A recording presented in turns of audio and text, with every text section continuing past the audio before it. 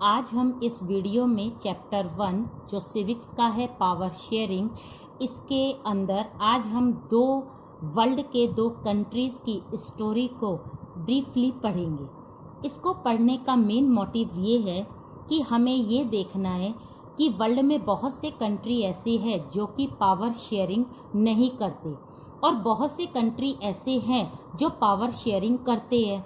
तो उन सबको एक साथ पढ़ने से अच्छा है कि हम एक ऐसा कंट्री ले लें जो कि पावर शेयरिंग करता है और एक ऐसा कंट्री ले लें जो पावर शेयरिंग नहीं करे।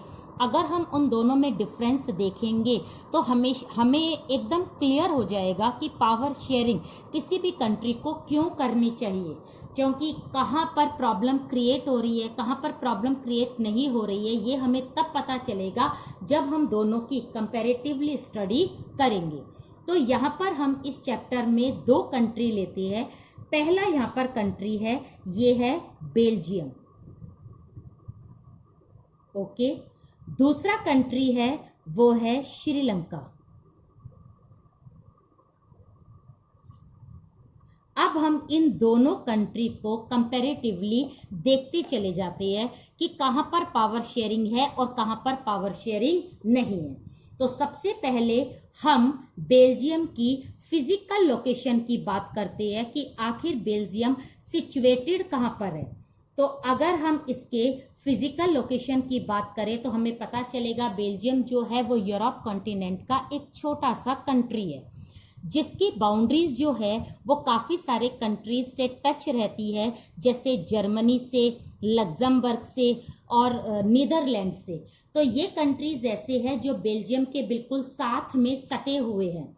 अगर हम इसकी एरिया की बात करें तो ये हमारे हरियाणा से बहुत कम इसके पास में एरिया है और इसकी पॉपुलेशन जो है वो हरियाणा से आधी है। ठीक है, इस तरह बेल्जियम जो है वो यहाँ पर सिचुएटेड है। अब हम दूसरी चीज देखते हैं यहाँ पर, वो है इसका कंपोजिशन। कंपोजिशन किसका? यहाँ की सोसाइटी का। किस तरह से कंपोजिशन है, किस तरह से मिलकर यहाँ की सोसाइटी बनी है। तो यहाँ पर हमें देखना है एथनिक कंपोजिशन में कि बेल्जियम में दो तरह की लैंग्वेज सबसे ज़्यादा बोली जाती है।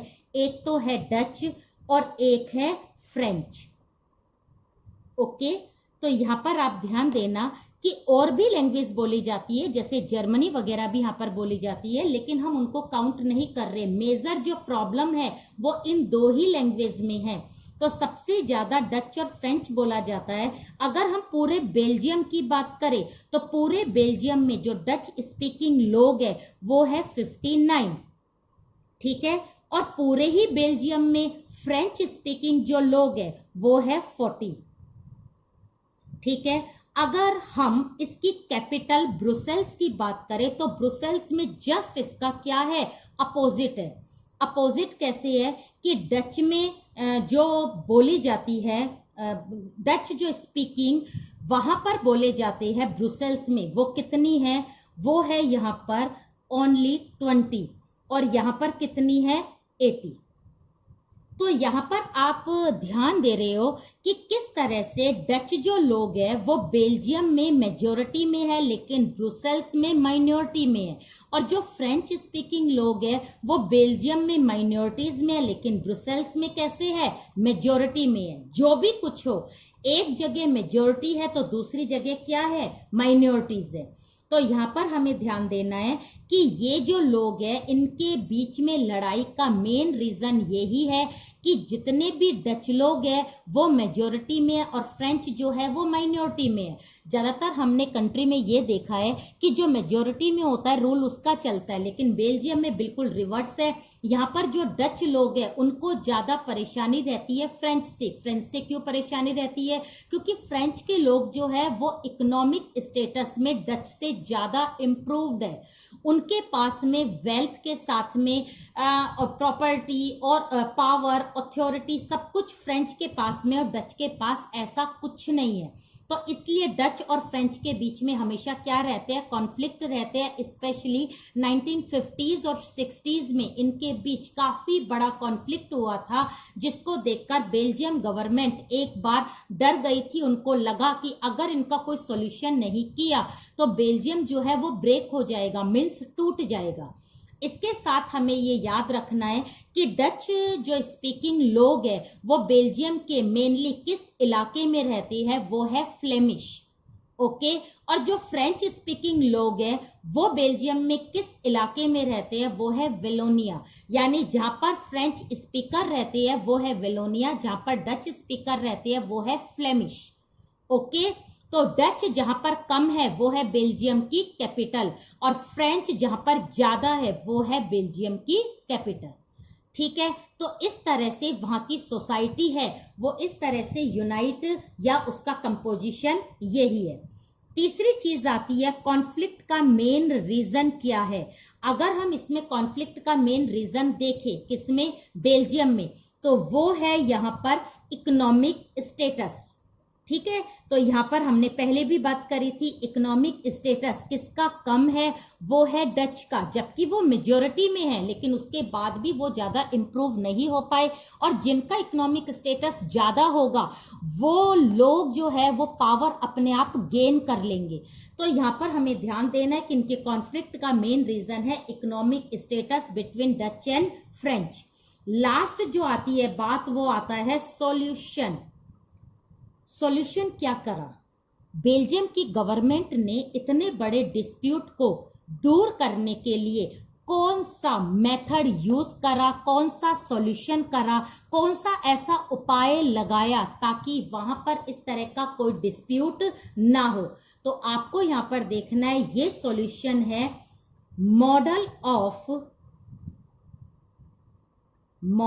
Of Belgium. ओके, अब हम बात करेंगे मॉडल ऑफ बेल्जियम में क्या है। मॉडल ऑफ बेल्जियम में ऐसी बातें हैं जिससे कि इन दोनों के बीच में कोऑर्डिनेशन अपने आप क्रिएट होता चला जाए। कैसे होता चला जाए, फर्स्ट यहां पर है equal representation in central government. Okay, पहला है ये मॉडल की बात। जब भी बेल्जियम की कोई भी गवर्नमेंट बनेगी उसमें डच और फ्रेंच इक्वल में होंगे, इक्वालिटी में होंगे। जितने रिप्रेजेंटेटिव डच के होंगे उतने रिप्रेजेंटेटिव फ्रेंच के होंगे। ओके, ये है सेंट्रल गवर्नमेंट की पहली कंडीशन। दूसरी, equal representation in Brussels government. Brussels में जो गवर्नमेंट बनेगी उसमें भी दोनों का रिप्रेजेंटेशन क्या होगा, इक्वल होगा। यानी ब्रुसेल्स की सरकार में भी जितने डच रिप्रेजेंटेटिव होंगे उतने ही फ्रेंच भी होंगे। तो ना तो बेल्जियम में किसी तरह का कोई डिस्प्यूट और ना ही ब्रुसेल्स में, क्योंकि ब्रुसेल्स में अगर डच कम है तो बेल्जियम में वो क्या है, ज्यादा है, लेकिन उनका इक्वल रिप्रेजेंटेशन दोनों में रहेगा। तीसरा जो सॉल्यूशन वहां की गवर्नमेंट ने करा है वो है स्टेट गवर्नमेंट। स्टेट गवर्नमेंट का जो स्टेटस बेल्जियम में है वो सबऑर्डिनेट नहीं है। इट मीन्स बेल्जियम की state government are not subordinate to central government. Belgium में जो स्टेट गवर्नमेंट है वो फ्री है, अपनी पावर को यूज कर सकती है, इक्वली पावर शेयर करती है। इसका मतलब है वहां पर स्टेट और सेंटर गवर्नमेंट क्या है, पैरेलल है।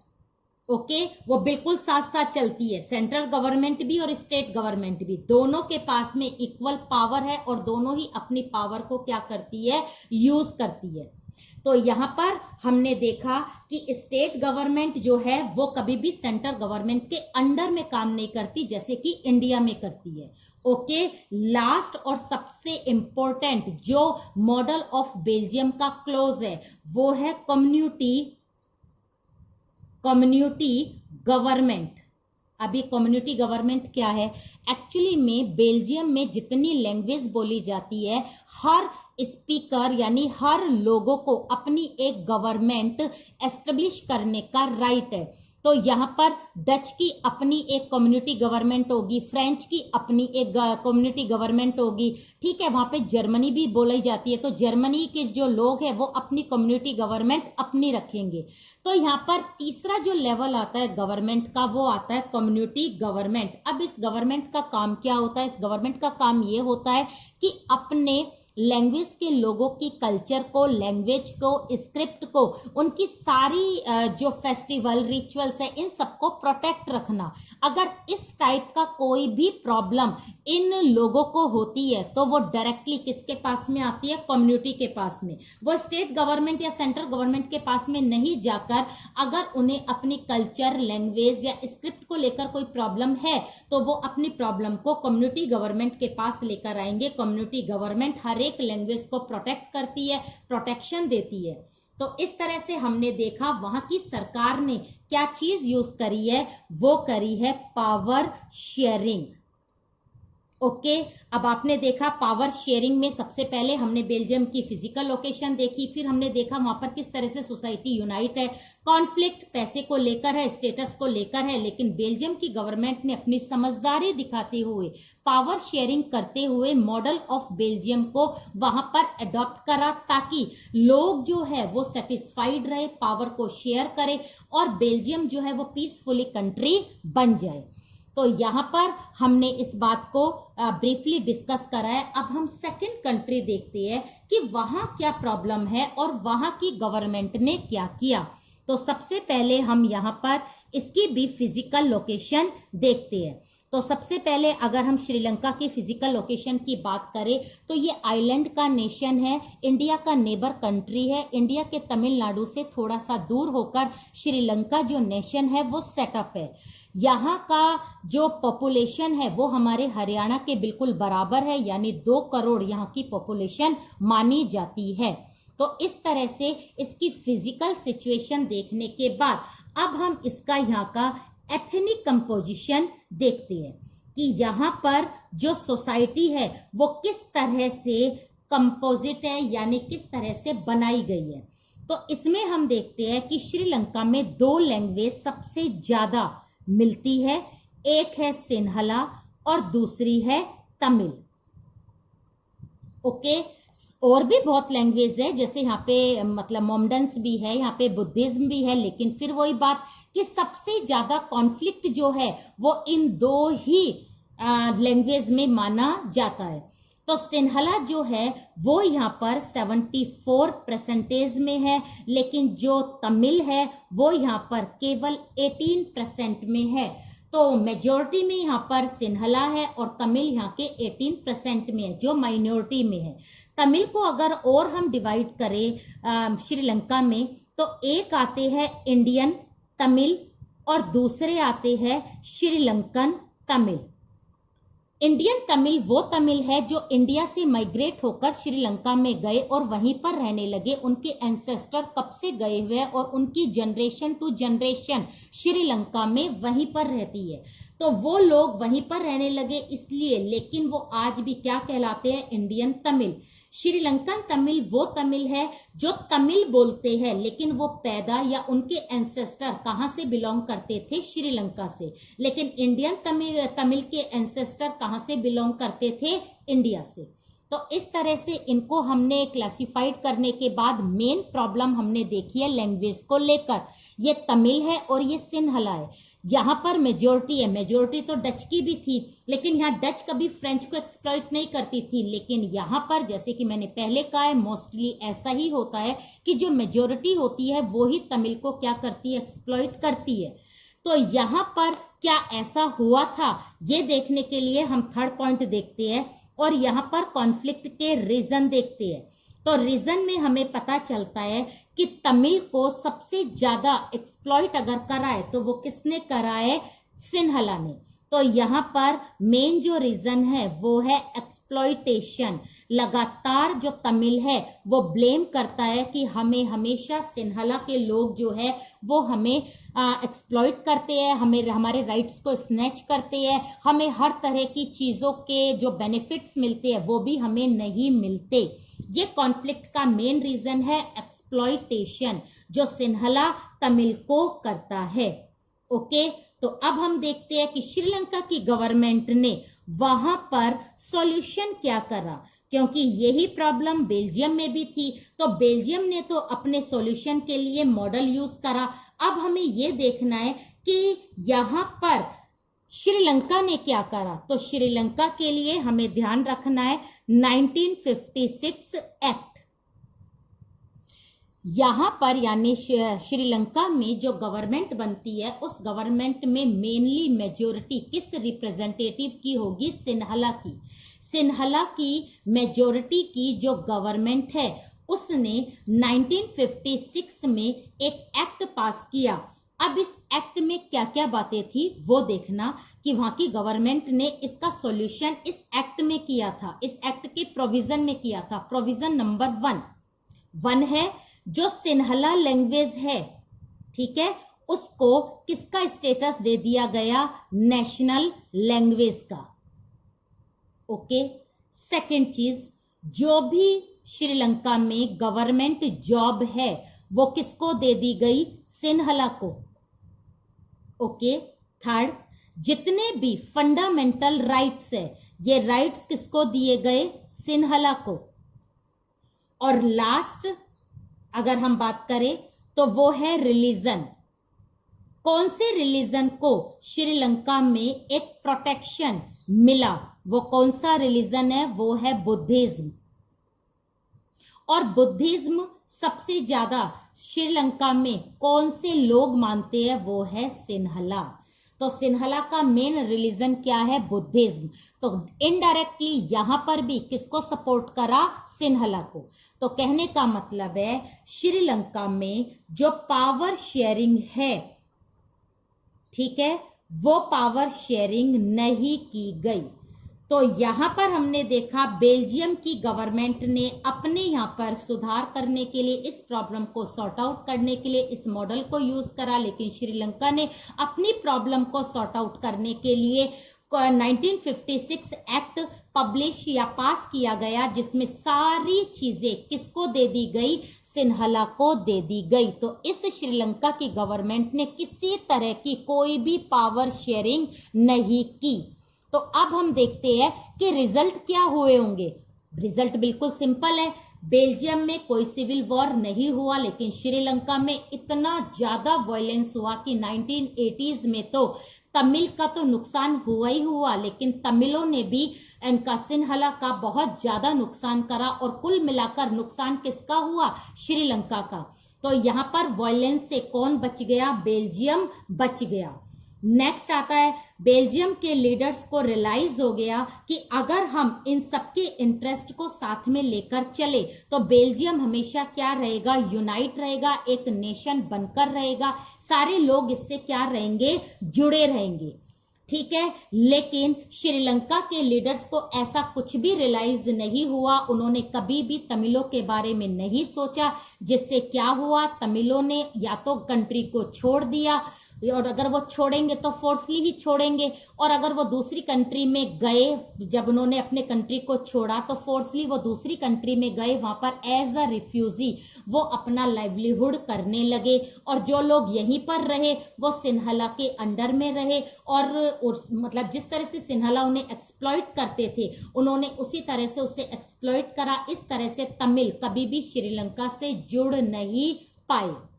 तीसरा रिजल्ट ये हुआ कि बेल्जियम इतना पीसफुल कंट्री बन गया, इसलिए यूरोपियन यूनियन का हेडक्वार्टर भी किसको बनाया गया? बेल्जियम को बनाया गया। लेकिन वर्ल्ड में श्रीलंका को ऐसी रिस्पेक्ट नहीं मिली। हर कोई मानता है कि श्रीलंका में पावर शेयरिंग नहीं है।